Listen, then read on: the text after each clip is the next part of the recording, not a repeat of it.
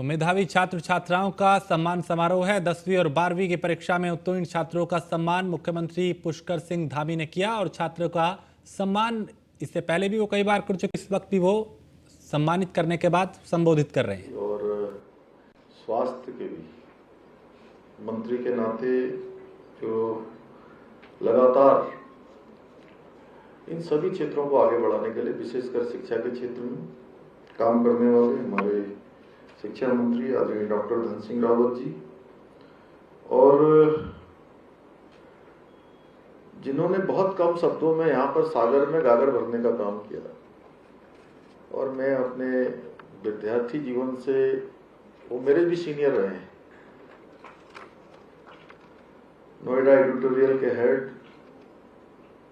आदरणीय उदय सिन्हा जी,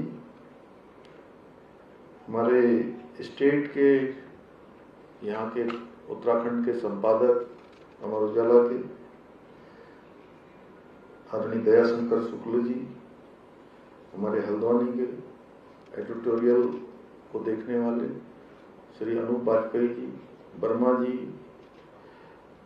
चांसलर साहब हमारे सुभारती के श्री यशोवर्धन जी, हमारे शिक्षा के महानिदेशक श्री बंशीधर तिवारी जी, सीमा जौनसारी जी शिक्षा निदेशक, और इस कार्यक्रम में पधारे अमर उजाला के सभी हमारे अमर उजाला समाचार समूह से जुड़े हुए और आज जिनके निमित्त एक कार्यक्रम हो रहा है, ऐसे मेरे सभी मेधावी प्रिय छात्र एवं छात्राएं एवं उनके माता पिता अभिभावकजन, आए हुए सभी हमारे अतिथिगण, उपस्थित पत्रकार मित्रों एवं छायाकार बंधुओं, मैं कल भी आप सब लोगों से मिला था और मन ही नहीं भर रहा है आप लोगों से मिलकर जो है, और ऐसा लग नहीं रहा है कि कल भी मिले थे। आज लग रहा फिर नए तरीके से मिले हैं, क्योंकि मेरे मन में भी बड़ी उत्सुकता थी। कल का कार्यक्रम बहुत फॉर्मल नहीं था, एक अनौपचारिक जैसा कार्यक्रम था, सामान्य जैसा घर परिवारों में होता है। और सच बताऊं तो कल भी बहुत अच्छा लग रहा था और आज उससे भी ज्यादा अच्छा लग रहा है, क्योंकि आज पिछले साल भी हम लोग अमर उजाला के इस कार्यक्रम में सम्मिलित हुए, उसमें सभी को सम्मानित करने का अवसर मिला। मैं आज के कार्यक्रम के लिए देश के चुनिंदा अखबार समूहों में से एक अमर उजाला द्वारा सम्मानित किए गए सभी छात्र एवं छात्राओं को अपनी ओर से बधाई देना चाहता हूं। आप सबके उज्जवल भविष्य की कामना करता हूं और इसके साथ ही ये जो शानदार पहल अमर उजाला के द्वारा प्रत्येक वर्ष की जाती है, इस शानदार पहल के लिए अमर उजाला की पूरी टीम को अपनी ओर से बहुत बधाई देता हूं। ये मेरा सौभाग्य है कि मैं विद्यार्थियों के, छात्रों के, छात्राओं के जितने भी कार्यक्रम होते हैं, उन सभी कार्यक्रमों में मुझे सम्मिलित होने का सौभाग्य प्राप्त होता है। पिछले दिनों भी बहुत अच्छा संवाद का कार्यक्रम आपने अमर उजाला का किया था, रुद्रपुर में कार्यक्रम किया था, उस कार्यक्रम में भी मुझे रहने का अवसर प्राप्त हुआ। देहरादून में आपने पिछले वर्ष कार्यक्रम किया था, उसमें भी रहने का सौभाग्य प्राप्त हुआ। अभी हाल ही के दिनों में बहुत शानदार कार्यक्रम देहरादून में आयोजित हुआ, उसमें भी मैं रहा था। बड़े हर्ष का विषय है कि इस प्रकार की युवा पीढ़ी को और आने वाले हमारे कर्णधारों को जो सम्मानित करने का अमर उजाला समूह द्वारा काम किया जाता है, निश्चित रूप से कहीं न कहीं समाचार पत्र हमारे बहुत सारे चलते हैं। आज इस क्षेत्र में अनेकों प्रकार के चैनल भी चलते हैं और भी बहुत सारे माध्यम हैं, लेकिन अमर उजाला जिस प्रकार से समाज के साथ जुड़कर और नौनिहालों को प्रोत्साहित करने का काम, हमारे कर्णधारों को प्रोत्साहित करने का काम, अपनी जो सामाजिक जिम्मेदारियां हैं उनका बखूबी निर्वहन कर रहा है। मुझे प्रसन्नता है कि जहां एक और अमर उजाला द्वारा प्रतिवर्ष अतुल माहेश्वरी छात्रवृत्ति प्रतियोगिता के माध्यम से विद्यार्थियों को छात्रवृत्ति दी जा रही है, वहीं जो हमारे दिव्यांग हैं उनको स्वर्गीय डोरीलाल जी की स्मृति में भी विशेष छात्रवृत्ति देने का काम अमर उजाला समूह द्वारा किया जाता है। मुझे यह भी बताया गया कि अमर उजाला समूह रक्तदान शिविरों का भी लगातार आयोजन करता है। इस प्रकार के सभी सामाजिक कार्य निश्चित रूप से अमर उजाला को विशिष्ट बनाते हैं और कहीं न कहीं एक अलग पंक्ति में उनको खड़ा करते हैं। आज मेरे प्यारे विद्यार्थियों, मैं आप सबके बीच में आकर अत्यधिक मुझे प्रसन्नता भी हो रही है, कहीं न कहीं गर्व भी हो रहा है, क्योंकि मैं आज उन बच्चों से मिल रहा हूं, उन कर्णधारों से मिल रहा हूं जो प्रदेश के सर्वश्रेष्ठ विद्यार्थी हैं, सर्वश्रेष्ठ छात्र एवं छात्रा हैं, जिन्होंने अपनी प्रतिभा के बल पर यह दिखाया है कि शिखर पर जाने के लिए एक ध्येय होना चाहिए, एक स्पष्ट लक्ष्य होना चाहिए। और मैं कल भी कह रहा था, आज फिर से कह रहा हूं कि जब हम लोग पढ़ते थे। तो मुख्यमंत्री पुष्कर सिंह धामी को आप सुन रहे थे जो संबोधित कर रहे थे। आगे बढ़ते हैं। कांग्रेस की मुश्किलें कम होने का नाम नहीं ले रही हैं। कांग्रेस प्रदेश अध्यक्ष करण माहरा के वायरल वीडियो के बाद अब कांग्रेस के वरिष्ठ नेता मनीष खंडूड़ी का भी एक वीडियो सोशल मीडिया पर वायरल हो रहा है। इस वीडियो में मनीष खंडूड़ी पौड़ी में स्वाभिमान न्याय यात्रा के दौरान अंकिता भंडारी हत्याकांड को लेकर लोगों को संबोधित कर रहे हैं और इस वीडियो में मनीष खंडूड़ी अंकिता भंडारी हत्याकांड को प्रमुखता से उठा रहे हैं, जिसमें वो कह रहे हैं कि अगर अंकिता मर्डर केस के बाद भी आप लोगों का खून नहीं खौला है तो आप पहाड़ी नहीं हैं। मैं आपके मान सम्मान पर थूकता हूं। इस वीडियो के वायरल होने के बाद बीजेपी ने कांग्रेस की घेराबंदी शुरू कर दी। कांग्रेस प्रदेश अध्यक्ष करण माहरा ने वायरल वीडियो पर सफाई देते हुए कहा कि दोनों ही वीडियो को एडिट करके वायरल किया जा रहा है, उसके आगे की पार्ट को नहीं दिखाया जा रहा। उन्होंने कहा खंडूड़ी के जिस भाषण को एडिट करके दिखाया जा रहा है उसकी पहली लाइन नहीं दिखाई जा रही। वहीं बीजेपी प्रदेश अध्यक्ष महेंद्र भट्ट का कहना है कि कांग्रेस उत्तराखंड और गढ़वाल के अपमान का परिणाम जरूर भुगतेगी। मैं उस बात का गवाह हूं और जिस खंडूड़ी जी के जिस भाषण को दिखाया जा रहा है उससे पहले की एक लाइन उसमें नहीं है, जिसमें उन्होंने ये रोष प्रकट किया है कि 17 तारीख की वो वीडियो है और वो गढ़वाल क्षेत्र के रहने वाले हैं, बीसी खंडूड़ी जी के बेटे हैं, एक बड़ा परिवार है। उन्होंने कोर्ट का जिक्र किया कि कोर्ट में पुलकित और उसके साथ ही जिस तरीके से अंकिता के पिता को तंग कर रहे थे, क्या कर लिया क्या उखाड़ लिया वाली बात कर रहे थे, उस बात से आक्रोशित होकर उन्होंने बात की कि भाइयों मैं देख के आया हूँ, मेरे सामने अंकिता के पिता का अपमान अपराधी कर रहे हैं और वो अपराधियों की हिम्मत इसलिए हो गई कि उनको पता है कि सरकार के लोगों ने पूरे सबूत मिटा दिया और वो बरी हो जाएंगे। उनको भरोसा है इस बात की सोच है, कांग्रेस की मानसिकता है। अगर मोदी जाति को गाली देनी हो, किसी क्षेत्र विशेष को गाली देनी हो तो उसके दुष्परिणाम कांग्रेस भुगतती है, इसमें भुगतेगी। कम से कम एक दल के प्रदेश के अध्यक्ष को, उस दल के कुछ वरिष्ठ नेताओं को इस प्रकार का बयान नहीं देना चाहिए जिससे क्षेत्र के अस्तित्व पर किसी प्रकार का प्रश्न खड़ा हो और इस प्रकार की गाली देकर अंततः पूरे रुद्रप्रयाग में केदारनाथ हाईवे किनारे बड़ासू में स्थित 6 कमरों का रिजॉर्ट एवं रेस्टोरेंट देखते ही देखते धराशायी हो गया। जिस समय हादसा हुआ उससे पहले ही वहां मौजूद लोगों ने रेस्टोरेंट को खाली कर दिया था और इसकी सुरक्षा दीवारें बारिश के कारण क्षतिग्रस्त हो गई, जिस कारण रेस्टोरेंट एवं रिसोर्ट की 6 कमरे जमींदोज हो गए।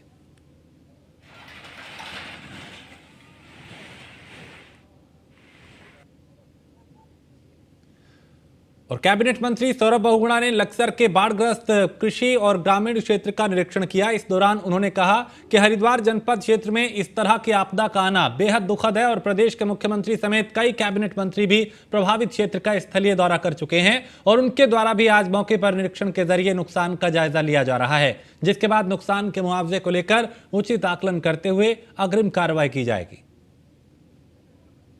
ये देखिए, हरिद्वार में जो हुआ वो दुखद था, क्योंकि एक हमारी गन्ने की सबसे बड़ी बेल्ट हरिद्वार जिले की है और कहीं न कहीं जो क्षति हुई है हमारे किसानों को, उसके लिए सरकार गंभीर है। हमारे मुख्यमंत्री जी माननीय पुष्कर सिंह धामी जी हैं, खुद आ चुके हैं। हमारे प्रभारी मंत्री माननीय सतपाल महाराज जी यहाँ पर आके सर्वे कर चुके हैं। हमारे कृषि मंत्री गणेश जोशी जी यहाँ पर आके सर्वे कर चुके हैं और आज गन्ने किसानों को कितना नुकसान हुआ है उसको देखने के लिए मैं खुद यहाँ पर आया हुआ हूँ। एक कोशिश है सरकार की कि जो एक्चुअल नुकसान है उसका जायजा लिया जाए और उसका कितना हमारे किसान भाइयों को रिलीफ कितनी देनी चाहिए, कितना उनका नुकसान हुआ है, वो हमारे पास जब पूरी रिपोर्ट आ जाएगी तो जैसे कि अभी माननीय पूर्व विधायक यतीश्वरानंद जी ने, माननीय पूर्व विधायक संजय गुप्ता जी ने कहा है कि माननीय मुख्यमंत्री जी के साथ बैठेंगे और मुझे पूर्ण उम्मीद है कि संवेदनशील सरकार है, किसानों के हित में बात करने वाली सरकार है। लक्सर क्षेत्र में बाढ़ के बाद हुए नुकसान का आकलन करने के लिए प्रशासन के साथ लक्सर नगर पालिका परिषद भी अब मुस्तैदी से जुटा है ताकि जल्द से जल्द मुआवजे की कार्रवाई को आगे बढ़ाया जा सके। लक्सर के अधिशांशी अधिकारी के मुताबिक क्षेत्र में बचाव राहत कार्य के बाद नुकसान का आकलन हो रहा है। उपरांत आपदा के उपरांत जो भी नगर में बचाव राहत आपदा कार्य थे, नुकसान का आंकलन था, उसमें प्रशासन के नेतृत्व में नगर पालिका क्षेत्र में मार्केट मेन बाजार के नुकसान के आंकलन के लिए जो टीम गठित की गई है उसमें भी नगर पालिका लक्सर से 2 कर्मचारियों। पौड़ी जिले में थैलीसैंण क्षेत्र के रोली गांव में आई आपदा को 6 दिन बीत चुके हैं, लेकिन अब तक ना तो प्रशासन की टीम मौके का मुआयना करने पहुंची है, ना ही आपदा प्रबंधन मंत्री धन सिंह रावत अपने विधानसभा क्षेत्र के इस गांव का जायजा लेने पहुंचे। ऐसे में ग्रामीण शासन प्रशासन की अनदेखी से नाराज हैं। वहीं कांग्रेस के पूर्व प्रदेश अध्यक्ष गणेश गोदियाल ने आपदा प्रबंधन मंत्री पर इशारों ही इशारों में तंज कसते हुए कहा कि मंत्री जी का ध्यान सिर्फ नौकरियों की बंदरबाट तक सिमट चुका है, इसलिए अब तक मौके का मुआयना नहीं किया गया। पौड़ी गढ़वाल के विकासखंड थैलीसैंण के अंतर्गत ग्राम रौली में आई प्राकृतिक आपदा से वहां का जीवन बुरी तरह अस्त व्यस्त है।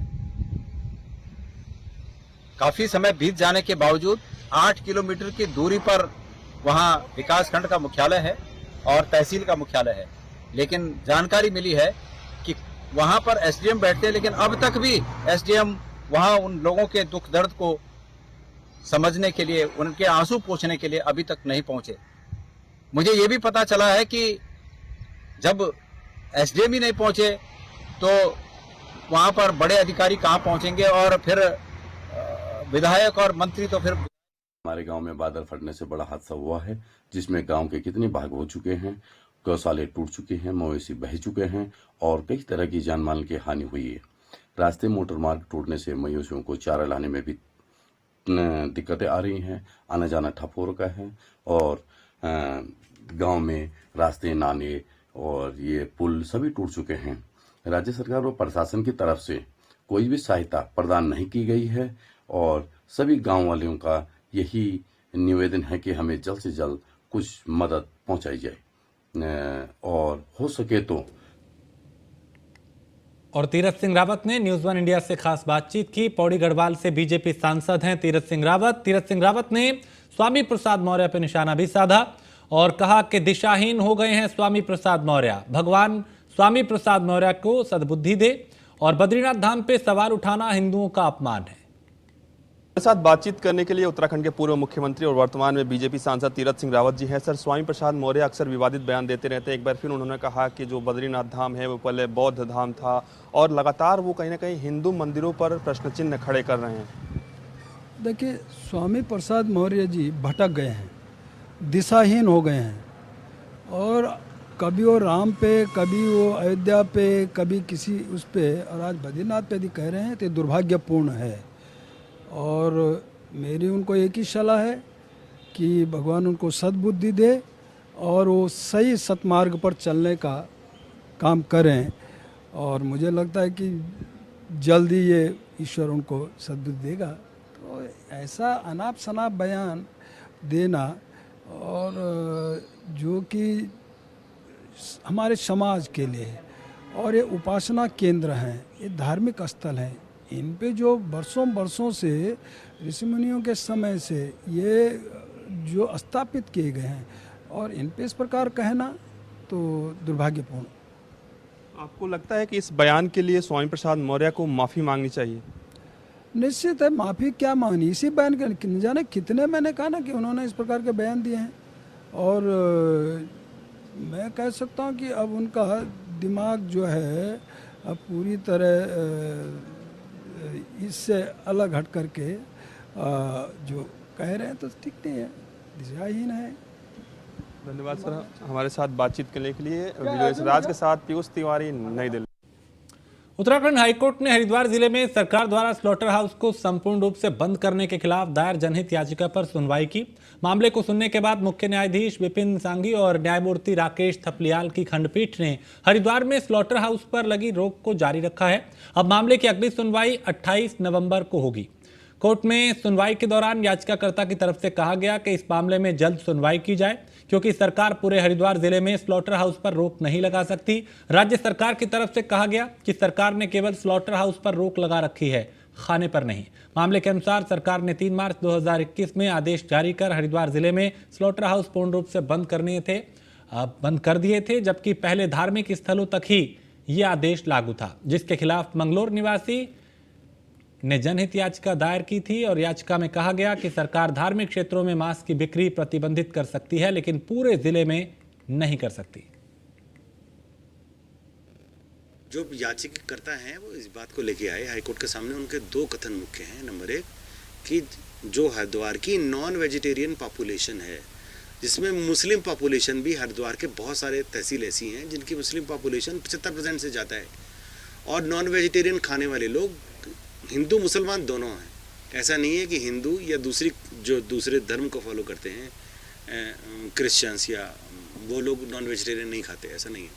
तो हमारी याचिका ये थी कि आप इस आदेश के द्वारा हरिद्वार की नॉन वेजिटेरियन पॉपुलेशन को नॉन वेजिटेरियन खाने से पूरी तरह प्रतिबंधित कर दिया गया है, जो कि उनके आर्टिकल 21 के लाइफ और लिबर्टी का जो हमारा फंडामेंटल। और रामनगर वन प्रभाग के कालाडूंगी रेंज के छोराजाली गांव में गुलदार ने महिला पर हमला कर दिया, जिसमें महिला गंभीर रूप से घायल हो गई। घटना सुबह 5 बजे की है, जब 35 वर्षीय एक महिला सफाई कर रही थी, तभी अचानक गुलदार ने महिला पर हमला कर दिया। 5:15 की घटना हुई। उसके बाद ये चिल्लाई पुकारी तो गांव वाले गए, इनके पड़ोस में हस्बैंड और इनके अगल बगल वाले गए और उसको पकड़ के लाए, हमें घर ले गया है। तब तक वो बेहोश हो चुकी थी। फिर उसके बाद हम लोगों ने 108 पे फ़ोन करा, उसको हॉस्पिटल लेके आए, यहाँ एडमिट कर रहे थे। उसके बाद हमने जंगलात वालों को फ़ोन करा, वो अभी आए। हमारी जंगलात वालों से रिक्वेस्ट है कि इसके लिए वो गश्त करें, पिंजरा लगाएं, कुछ भी करें, मतलब हम लोगों को जो है उसके लिए वो करा जाए, इसको मुआवजा दिया जाए और गाँव की सुरक्षा की जाए। चारों तरफ जो जंगली जानवर आ रहा है, हर आदमी परेशान है। इससे पहले भी 15-20 दिन पहले फिर अटैक हुआ है। 3-4 लोग गाड़ी में जा रहे थे और हमने इससे पहले भी शिकायत कर रखी है। अभी भी हम पिंजरे की शिकायत कर रहे हैं। इनके द्वारा कहा जा रहा है पिंजरे की मांग की जा रही है। मैं उच्च स्तर से वार्तालाप करके तुरंत इसमें जो है आवश्यक कार्रवाई करने हेतु अनुरोध करता हूँ। इसलिए गश्त तो रेगुलर हो रही है। आप देखें हमारा स्टाफ रात भी जा रहा है, रोड साइड जगह जहाँ जहाँ होता है हम लोग रेगुलर पूरा मूवमेंट कर रहे हैं। और क्षेत्र पर्टिकुलर एक क्षेत्र में ना होके ये पूरे कालाडूंगी में अलग अलग क्षेत्र में है गुलदार की सब आई जा रही है। तो वहाँ ग्राम समाज से लेकर पंचायत ग्राम प्रधान के द्वारा जो है रोड साइड अपना वो झाड़े के काम करवाए। नैनीताल में रोपवे में तकनीकी खराबी आने से इसे बीच में ही रोकना पड़ा और केबल कार में 6 पर्यटकों और एक स्थानीय महिला समेत 5 बच्चों समेत कुल 12 लोग सवार थे। 40 मिनट तक हवा में लटके रहने के बाद सभी को रोपवे में बने आपातकाल द्वार से रेस्क्यू किया गया और रेस्क्यू के दौरान बच्चे और उनके परिजन परेशान दिखे। बच्चों को रेस्क्यू करने में भी कई तरह की दिक्कतों का सामना करना पड़ा। 3 बजे के आसपास जब ये ट्रॉली ऊपर को जा रही थी तो हमें अचानक से एक नीचे काउंटर वेट है हमारा, जहाँ से सारा ऑपरेट होता है, वहाँ से हमें एक आवाज़ आई, मैकेनिकल साउंड आई। तो हमने जब चेक किया तो हमने पाया कि बैरिंग टूट चुका था, बैरिंग की आवाज़ थी वो। इस वजह से सेफ्टी साइड रह के हमने प्रिकॉशनरी बेस पे पैसेंजर ट्रॉली वहीं पे रोक दी और पैसेंजरों को रेस्क्यू कर दिया। इसमें कौन कौन लोग थे? इसमें सर 6 टूरिस्ट थे, 1 रेगुलर था जो ऊपर रहते हैं स्नो व्यू में, और 4-5 स्कूल के बच्चे थे। टूरिस्ट कौन लोग थे? टूरिस्ट फॉरनर्स थे, जो टूरिस्ट लोग आते जाते हैं हमारे। देहरादून के पटेल नगर स्थित एक कॉलेज में से दोस्त के साथ घर लौट रहे युवक पर कुछ युवकों ने धारदार हथियार से हमला कर दिया।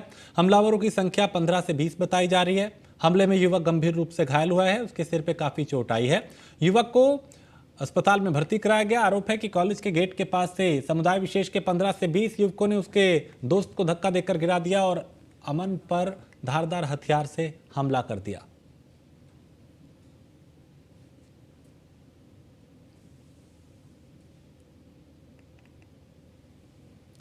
फर्जी वेबसाइट पे कमरे बुक कर लोगों से ऑनलाइन ठगी करने वाले गिरफ्तार किया है। आरोपी के पास से पुलिस ने अलग अलग बैंकों के 4 एटीएम, 1 मोबाइल और 55,000 रुपए नगद बरामद किए हैं। पुलिस ने पूछताछ के बाद आरोपी के 15 खाते फ्रीज कर दिए हैं, जबकि 3 फर्जी वेबसाइट और 5 फ्रॉड मोबाइल नंबर को ब्लॉक कर दिया है। एसएसपी श्वेता चौबे ने इस सफलता से खुश होकर पुलिस टीम को 10,000 का इनाम देने की घोषणा की।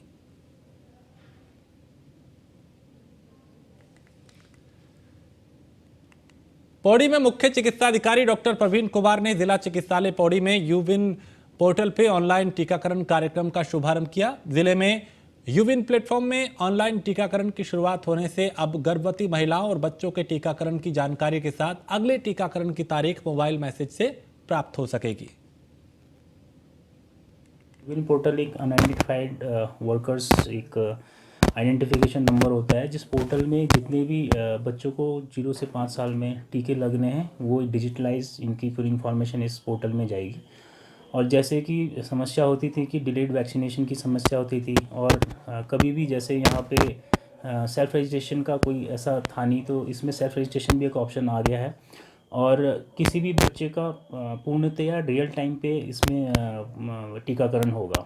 जैसे कि कोई बच्चा है, अगर वो यहाँ से अगर पौड़ी से अगर किसी दूसरे जनपद में जाते हैं, वहाँ पे उसे भारत में राष्ट्रीय शिक्षा नीति 2020 को लागू हुए 3 साल पूरे होने जा रहे हैं, जिसे लेकर केंद्रीय विद्यालय हाथीबड़कला 2 में प्रेस कॉन्फ्रेंस की गई, जिसमें केवीएस की डिप्टी कमिश्नर स्कृति रायवानी ने बताया कि 29 जुलाई को राष्ट्रीय शिक्षा नीति को लागू हुए 3 वर्ष पूरे होने जा रहे हैं और इन 3 साल में शिक्षा के क्षेत्र में बड़ा परिवर्तन हुआ है।